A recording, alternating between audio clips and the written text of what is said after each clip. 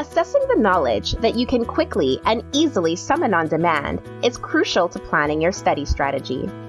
Taking practice exams, either from past semesters or that you have created on your own, is a great way to quickly map out what you know and what you should really brush up on before test time.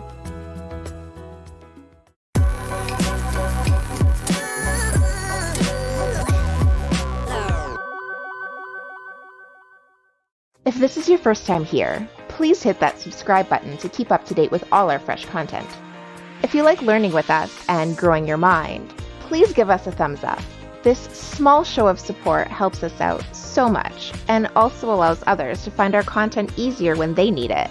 So go ahead and pay it forward. Swapping exams with friends or classmates is a great way to gain new insight. Your peers can offer different perspectives on the content under study. Maybe they have a new way of phrasing a question that you may not have considered. Perhaps they made questions on facts that you deem irrelevant. These are all things to consider as your exam approaches and can offer an invaluable sneak peek on what might be on the exam. Take the practice exams closed book and don't peek at your notes. If you constantly rely on a crutch, you'll never be able to tell what you can truly recall on your own before the exam is upon you. Taking the practice exam without checking your notes or your textbook will more closely recreate the difficulty of the situation you're about to put yourself in. If you find yourself struggling, you will have also learned something new. You have learned what areas you really need to focus on. Without this work, you will not be able to fully prepare yourself for what you need to actually study as we lead up to the exam. You learn more from the answers you got wrong than the ones you got right. Correcting your exam afterwards will allow you to update the questions that you struggled with. You can then make an assessment and a plan for how you will incorporate this material into your future study efforts and how much more you still have left to accomplish. Questions that are answered incorrectly, despite your confidence in the answer, will offer a unique look into where you went wrong. Why did you think that answer was correct? How far off were you?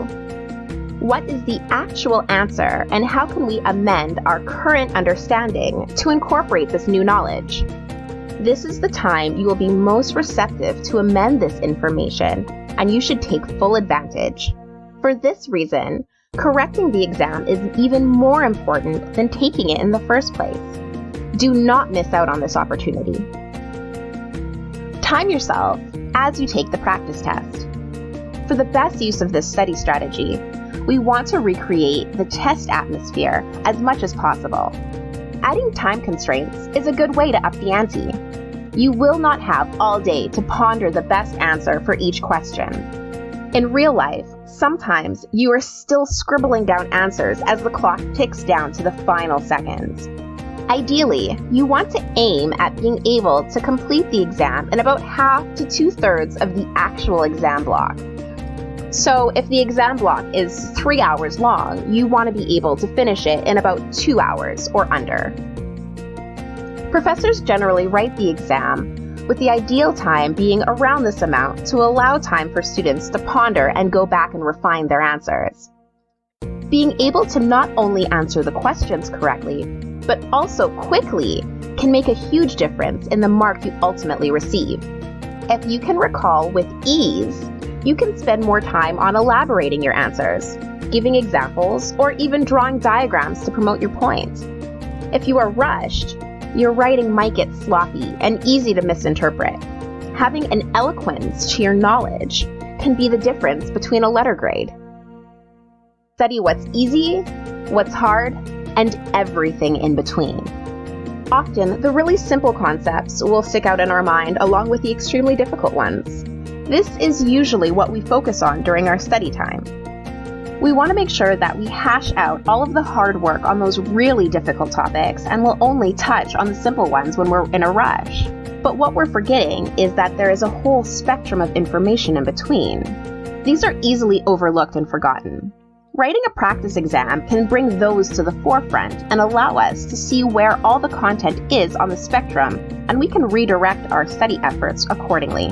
You might find that the difficult to understand concepts have been reviewed so many times that you actually do understand them with quite a bit of ease, and now you can move on and focus on other areas. We have videos that can help you to plan out and design different study guides and strategies. I'll link to them below. How often do you use practice exams? Do you try them regularly throughout the semester, or do you wait closer to the final exam? Let me know in the comments below. Please don't forget to subscribe to our channel and turn on notifications so you don't miss a single video. If you are so inclined, give us a thumbs up so we know you want more videos like this. Also, check out our website to get exclusive content and study materials. Just click the link in the description. Or, since you're already here, check out our study hacks and our organizational tips playlists to help you stay on top of not only schoolwork, but life as well. Be absolutely prepared, absolutely confident, absolutely stunning, with absolutely studying.